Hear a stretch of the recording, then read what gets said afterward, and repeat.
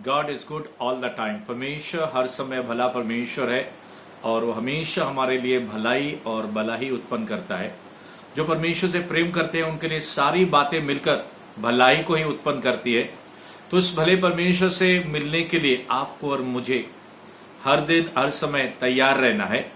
तो आइए इस विषय को लेकर के रैप्चर, काटअप, उठा लिया जाना, आज हम इसके बारे में मनन करने को जा रहे हैं।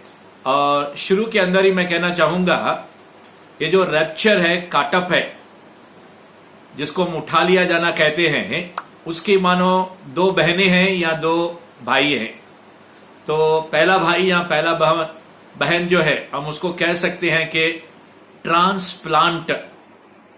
इसका मतलब है कि आसमान में उठाया जाना, या फिर हम उसको कहते हैं काट अवे, अंग्रेजी में कहते हैं काट अवे।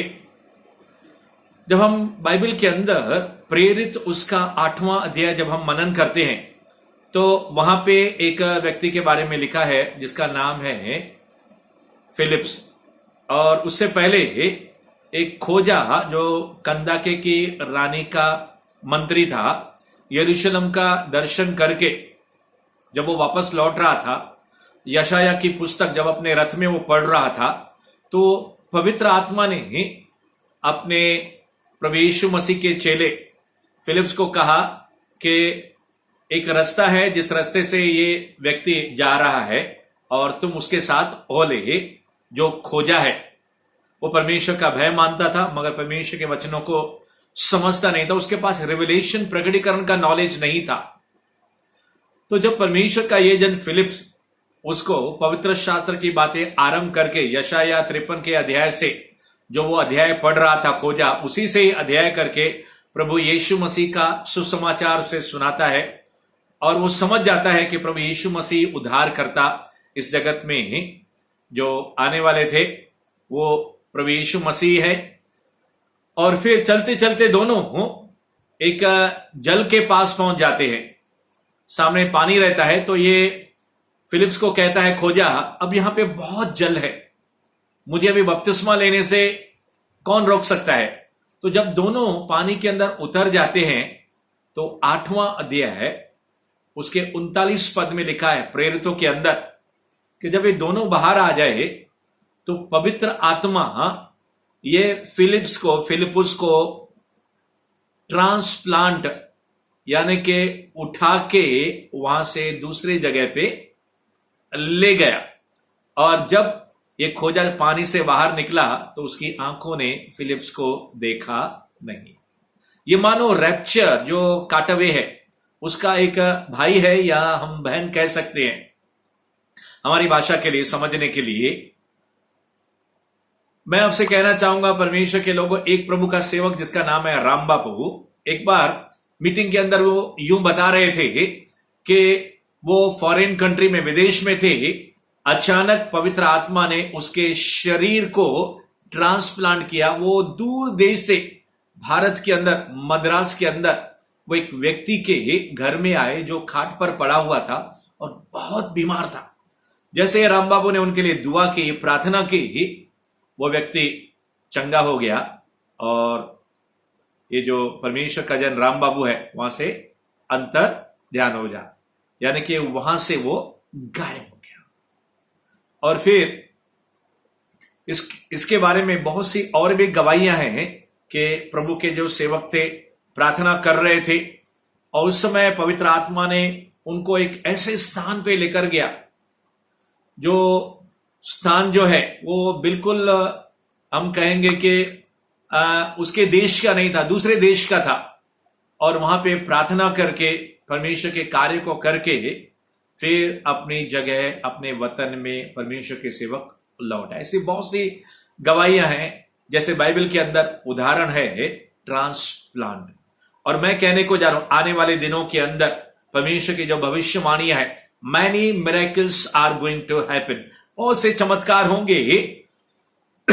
और मैं इस बात को आगे लेकर जाना चाहता हूं परमेश्वर के लोगों के, ये जो एस्ट्रल प्रोजेक्शन रहता है, दुष्ट अशुद्ध आत्माओं से जो भरे हुए डीमंस के लिए, लूसीफर के लिए, शैतान के लिए, ये लोग जो कार्य करते हैं, वो लोग एक घेरा बना लेते हैं या एक ऐसा स्थान बना देते हैं, अपने आप को, अपने शरीर को वहां पे रखते हैं, और फिर उनके जो स्पिरिट है, उनकी जो आत्मा है, शरीर से निकलकर दूसरे स्थानों में वो जाते हैं। मगर यह है दूसरी बहन या दूसरा भाई, जिसको हम कहते हैं असेंशन, या फिर हम लोग उसे स्वर्गारोहण भी कह सकते हैं।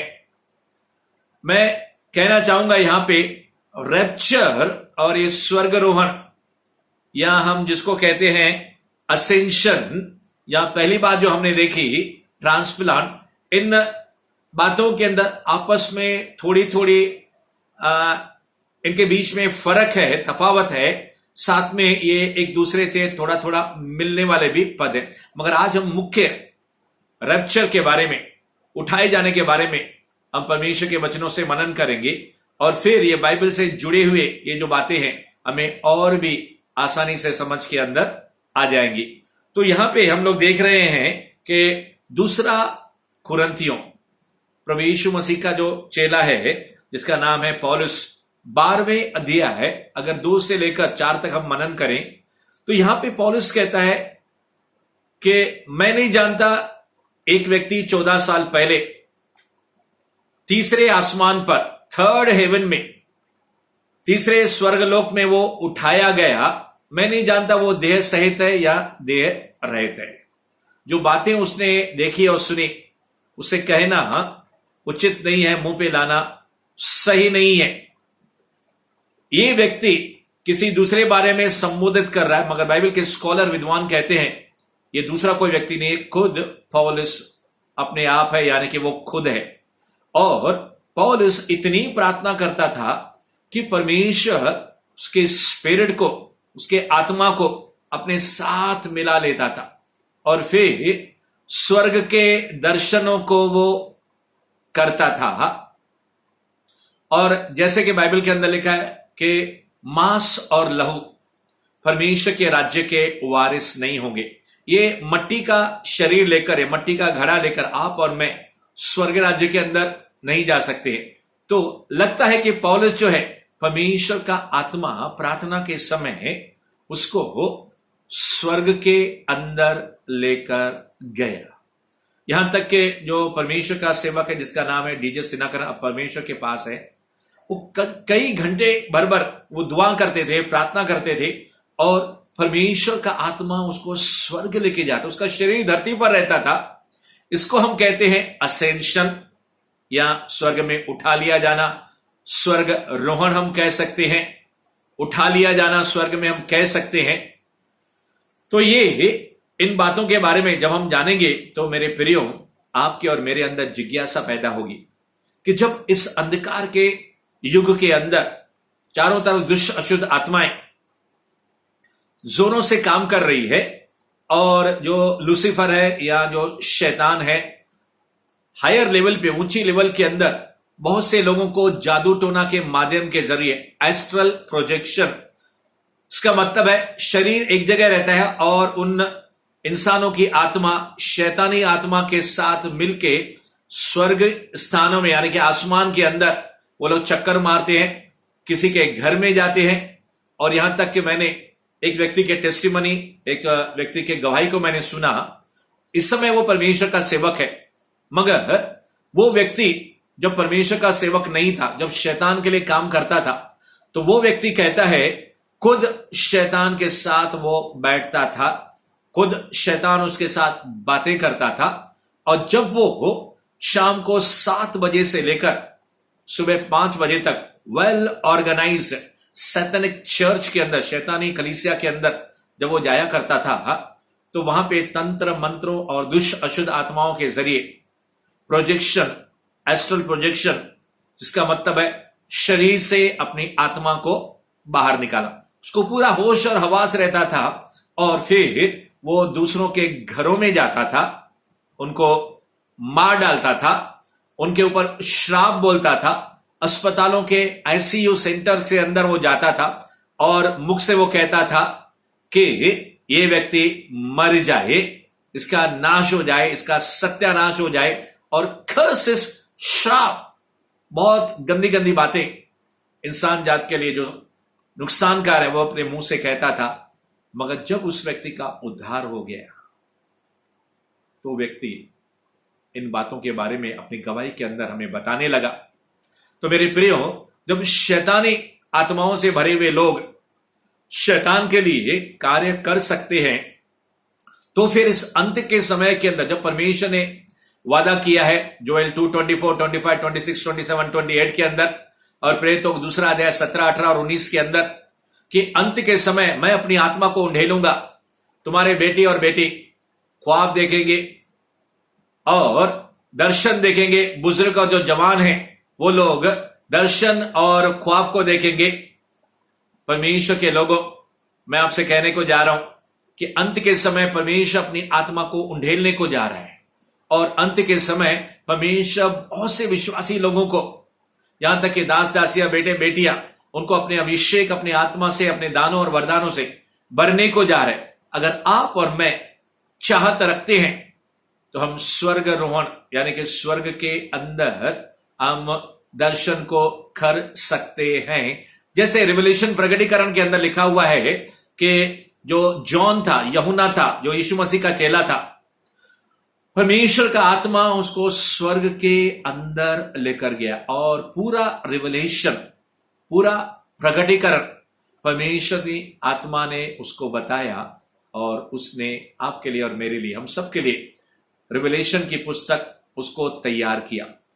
और हम जानते हैं दानियल के बारे में भी, वो दर्शनों को देखता था, सपनों को देखता था। यूसुफ सपनों को देखता था, दर्शनों को देखता था। इन अंतिम समय के अंदर जब रैप्चर का समय, प्रभु यीशु मसीह की कलीसिया जो उठाया जाना है, उसका समय निकट है। तो मेरे प्रियो, क्या परमेश्वर का वचन ये नहीं कहता पहला कुरिन्थियों के अंदर कि तुम आत्मिक वरदानों की धुन में रहो? अगर आप चाहत रखते हैं, अगर आप परमेश्वर से प्रार्थना करते हैं, अगर आप और मैं परमेश्वर के लोग, अगर हम प्यासे हैं, तो परमेश्वर से अगर मांगेंगे, तो परमेश्वर की आंखें पूरी पृथ्वी पर घूम रही हैं कि किसको अपने आत्मा से और अपने सामर्थ से भर दे। हो सकता है कि आपको परमेश्वर का दर्शन मिल जाए, हो सकता है कि आपको परमेश्वर का स्वप्न मिल जाए, परमेश्वर आपके साथ बातें करने लगे। बाइबल तो कहती है कुरनेलियुस बहुत यहूदियों को दान देता था, मगर अपने ईश्वर से बराबर प्रार्थना करता था। जब अन्य जाति के लोग स्वर्गदूतों के दर्शन को पा सकते हैं, तो अंतिम समय के अंदर परमेश्वर के बेटे, हम सब परमेश्वर की आत्मा से भर सकते हैं। उसके सपनों को, उनके दर्शनों को हम देख सकते हैं। और बाइबल के स्कॉलर, भविष्य वक्ता और एपोस्टल्स और प्रोफिट्स है, वो कहते हैं कि अंत के समय का जो रिवाइवल है, अंत के समय का जो संजीवन है, वो चिन्ह, चमत्कार, चंगाइयां, छुटकारा, साइन, वंडर्स, मिरेकल, हीलिंग, इस कार्य के अंदर कलीसिया बहुत आगे लेके जाएगी। मेरे प्रियो, जब फिरौन के समय, मूसा के समय, जब जादूगर इतने समय चिन्ह दिखा रहे थे कि यहां तक के जो जादूगरों के सांप थे वो लाठी बन गए और लाठी सांप बन गई, इस अंतिम समय के अंदर अगर कलीसिया इन चिन्ह, चमत्कार, चंगाइयां, छुटकारा, इस रैप्चर होने से पहले, प्रभु यीशु मसीह की कलीसिया को उठाए जाने से पहले, जिसे हम काटअप कहते हैं, अंत के समय में परमेश्वर अपनी आत्मा को इस रीति से अपने लोगों को देना चाहता है, भरना चाहता है कि पवित्र आत्मा के 9 वरदान, प्रभु यीशु मसीह के वरदान और पिता के वरदानों से कलीसिया को वो लैस करना चाहते हैं। अगर आप और मैं परमेश्वर की आत्मा के और उसके वचन के भूखे हैं, तो क्या प्रभु यीशु मसीह ने ये नहीं कहा, जो प्यासा है मेरे पास आए, उसके अंदर से जीवन के जल की नदियां बह निकलेगी? मेरे प्रियो, आज हम मनन कर रहे हैं रैप्चर, आज हम मनन कर रहे हैं काटअप, स्वर्ग के अंदर उठा लिया जाना, जिसके बारे में हमने पहली बात देखी कि ट्रांसप्लांट यानी कि एक जगह से दूसरी जगह उठाया जाना, ये जो रैप्चर है उसकी बहन या भाई है। दूसरा हमने देखा कि रैप्चर से मिलता जुलता जो वाकया बाइबल के अंदर है वो है स्वर्गारोहण यानी कि असेंशन। बाइबल के अंदर हम पुराने नियम के अंदर भी देखते हैं, नए नियम के अंदर भी देखते हैं इन बातों को अगर हम लोग दूसरा राजा दूसरा अध्याय 9, 10, 11 और 12 second king chapter 2 versus 9 to 12 उसका भी मनन करें तो वहां पे भी एलीशा और एलिया इनके बारे में लिखा हुआ है। एलिया एलिया से कहता है कि मेरा परमेश्वर जो है, मेरा यहोवा मुझे बेतेल को भेजता है। और ये व्यक्ति एलीशा जिसको अभिषेक चाहिए, जो अंदर से भूखा है, उसको प्यासा है, उसको मालूम है कि इसका स्वामी यानी कि एलिया आज आसमान में, स्वर्गलोक में क्या होने वाला है? ट्रांसफर होने वाला है, उठाया जाने वाला है। तो मेरे प्रियो, इसे मालूम था और इसने कहा मुझे यहोवा की शपथ, मैं तेरा पीछा न छोड़ूंगा। अगर आप और मैं प्रण करते हैं, डिटर्मिनेशन करते हैं कि मुझे किसी भी रीति से परमेश्वर तेरी आत्मा से भरना है, तेरे वचनों से भरना है, तेरे अभिषेक से भरना है, तेरी उपस्थिति से भरना है, और मैं स्पिरिट के अंदर, आत्मा के अंदर मैं जीवन को बिताना चाहता हूं, मैं सुपर नेचुरल अलौकिक रीति से मैं मिनिस्ट्री या सेवा करना चाहता हूं। परमेश्वर, मैं शरीर और प्राण और दिमाग से मैं मिनिस्ट्री या सेवा करना नहीं चाहता हूं। मैं अलौकिक हूं, मैं डिवाइन हूं, मैं सुपर नेचुरल हूं, जैसे प्रभु यीशु मसीह सुपर नेचुरल पावर के जरिए कार्य करता था। अगर आपके अंदर, मेरे अंदर इस तरह से चाहत है एलीशा के समान, तो एलीशा ने कहा जहां कहीं तू जाएगा मैं तुझे छोड़ने वाला नहीं हूं।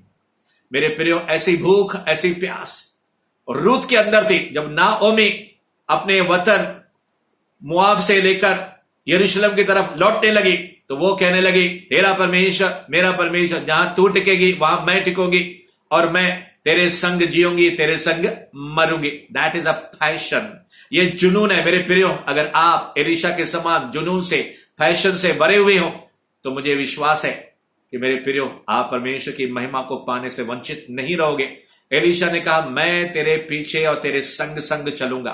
फिर थोड़ी देर के बाद एलिया ने कहा यहोवा, हे एलीशा, यहोवा मुझे भेजता है। कहां पे?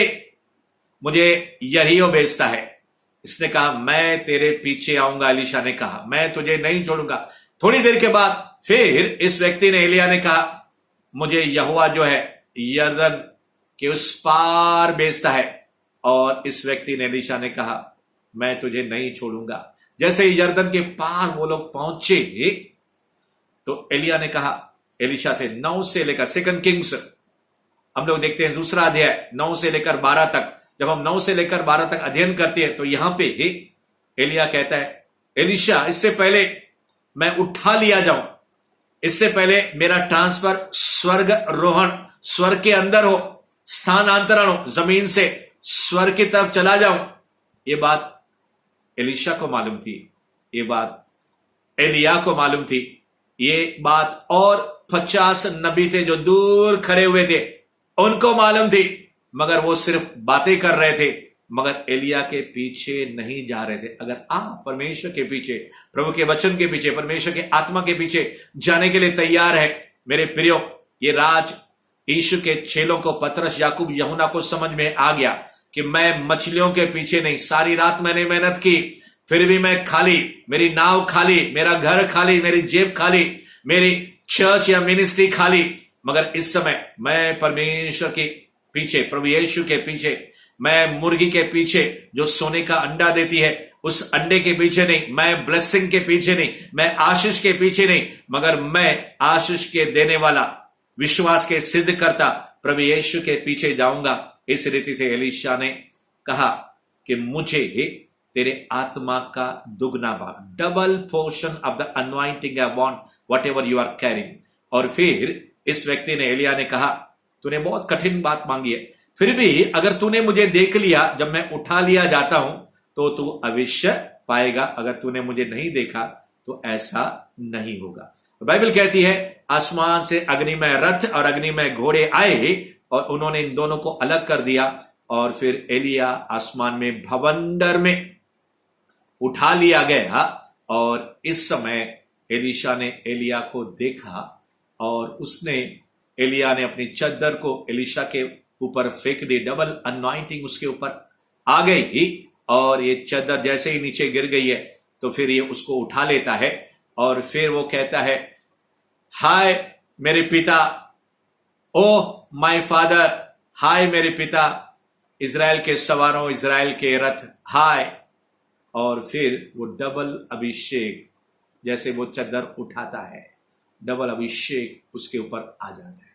मेरे प्रियो, इन अंतिम समय के अंदर मैं आपसे कहना चाहता हूं कि परमेश्वर डबल अनॉइंटिंग ही नहीं, बाइबल के अंदर लिखा है किसी को माप माप के वो विश्वास देता है। अगर परमेश्वर के लोगों प्रभु के पीछे चलने के लिए आप तैयार हैं तो परमेश्वर इमेजरेबल, जैसे प्रभु यीशु मसीह को इमेजरेबल पवित्र आत्मा और विश्वास के साथ अभिषेक और भरा किया गया था, तो मेरे प्रियो अगर आप और मैं, there is no limit for God, हम परमेश्वर को सीमा रेखा के अंदर हम बांधे, परमेश्वर के लिए कोई सीमा रेखा नहीं है। अगर आप उस नदी के अंदर, एजेकियल 47वें अध्याय के अंदर लिखा है, क्या तेरे पैरों पर, घुटनों तक, कमर तक, या फिर उस नदी के अंदर इतना पानी आ जाए कि तुम तैरने लगो। मेरे प्रियो, आज कितने भूखे हैं। बाइबल के अंदर 5 और 6 के अंदर, मत्ती के अंदर लिखा हुआ है कि धन्य है वे लोग जो धार्मिकता के भूखे और प्यासे हैं, क्योंकि वो तृप्त किए जाएंगे। एलीशा भूखा था, इसके कारण वो तृप्त हो गया।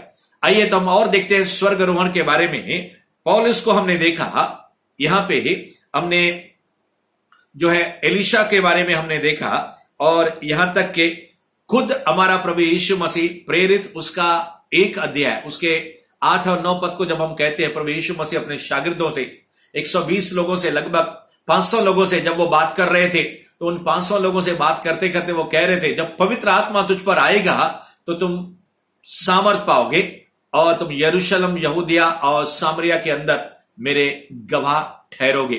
तो मेरे प्रियो, ये बातें जब वो कर ही रहा था तो एक वहां पे घटना घटी कि प्रभु यीशु मसीह उनके देखते देखते आसमान में ऐसे ऊपर उठा लिया गया और बादलों ने बीच में आकर उनको प्रभु यीशु मसीह से छिपा लिया, उनकी आंखों से।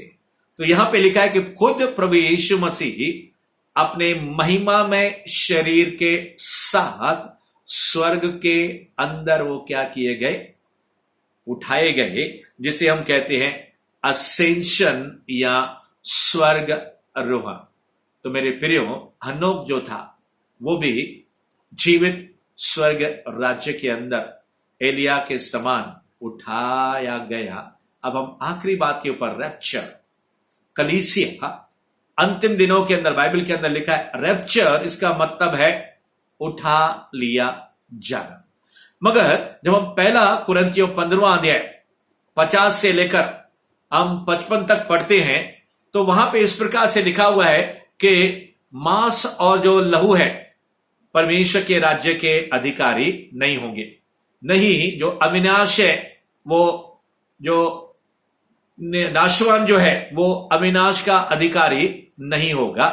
आगे लिखा है कि हम सब तो नहीं सोएंगे। मैं तुम्हें एक भेद की बात बताता हूं कि हम बदल जाएंगे, अंतिम तुरही फूंकी जाएंगी, और जैसे ही तुरही फूंकी जाएंगी मुर्दे अविनाशी दशा में उठाए जाएंगे और हम बदल जाएंगे। और आगे इस प्रकार से लिखा है कि जो नाशवान है जरूरी है कि वो अविनाश को पहन ले, और जो मरणहार है वो अमरता को पहन ले। जब ये ऐसा होगा, कहने का मतलब है कि जब उस समय आएगा कि नाश्वर अविनाश को पहन लेगा और जो ये जो नाश होने वाला है वो अमरता को पहन लेगा, तो उस समय बाइबल के अंदर लिखा है, परमेश्वर की भविष्यवाणी पूरी हो जाएगी कि हे मृत्यु तेरी जय कहां रही, हे मृत्यु तेरा डंक कहां रहा, जय ने मृत्यु को निगल लिया। और वैसी ही बातें पहला जो थिस्सलुनीके है उसका 4था अध्याय है 13 से लेकर 18 तक लिखा हुआ है, जो मैं आपके लिए पढ़ने को जा रहा हूं। और उसके अंदर भी रैप्चर यानी कि उठाया जाने के बारे में विवरण है।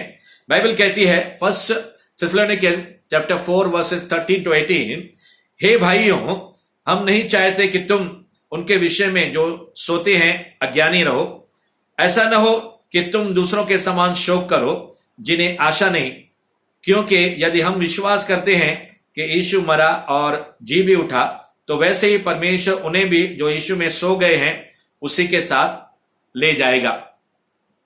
क्योंकि हम प्रभु के वचन के अनुसार तुमसे यह कहते हैं कि हम जो जीवित और प्रभु के आने तक बचे रहेंगे सोए हुओं से कभी आगे न बढ़ेंगे, क्योंकि प्रभु आप ही स्वर्ग से उतरेगा।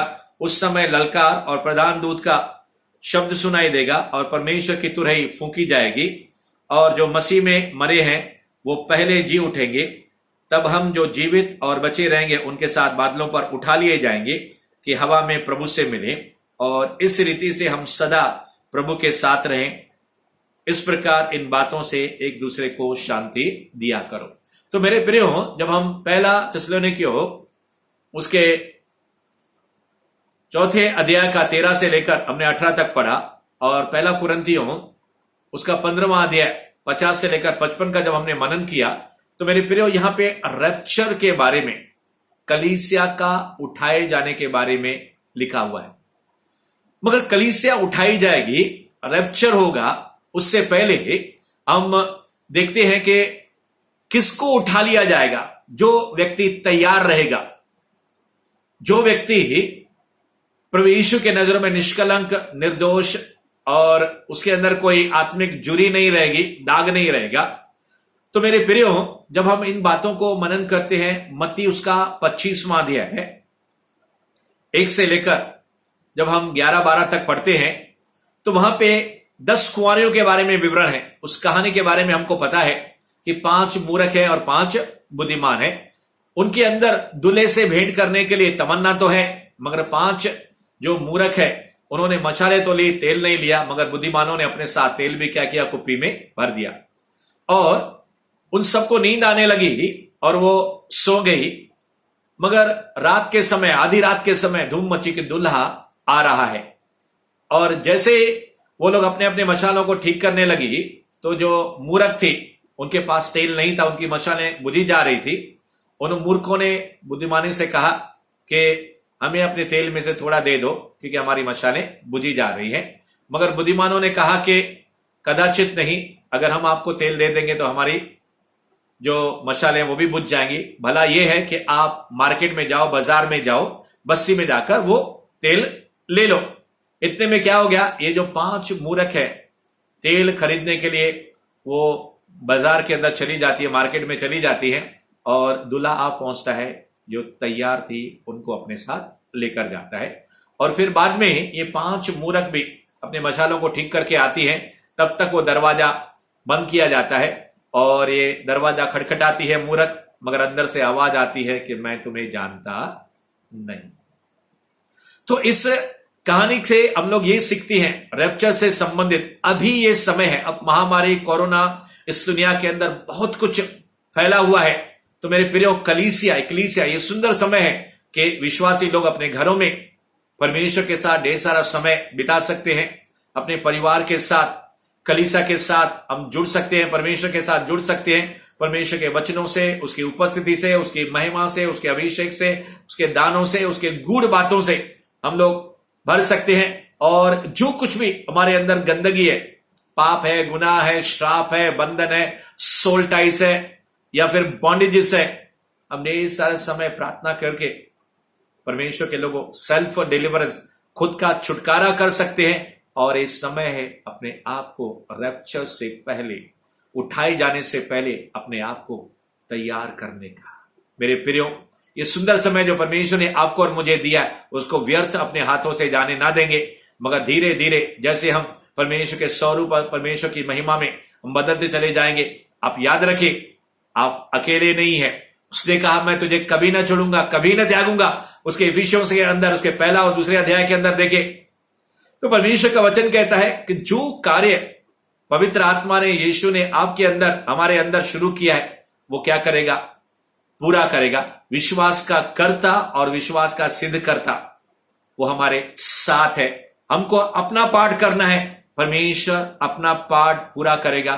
तो परमेश्वर के लोगों, जब प्रभु यीशु मसीह बादलों पर हमें अपनी कलीसिया को लेने के लिए आए, क्योंकि उससे पहले बहुत क्लेश, बहुत कठिनाइयां, बहुत तकलीफें, बहुत संकट आने वाला है। महामारियां तो सिर्फ एक ये निशानी है कि मानो संकटों की शुरुआत है। आने वाले समय में बहुत ही कठिन समय आने वाले हैं। और बाइबल कहती है, पौलुस कहता है कि बहुत हमें दुख उठाकर, परिश्रम करके, क्लेश को सह सके, स्वर्ग के राज्य के अंदर हमें दाखिल होना है। तो मेरे प्रियो, इस समय है अपने आप को तैयार करने का, ये समय है सुपर नेचुरल से, अलौकिक से, आत्मा से।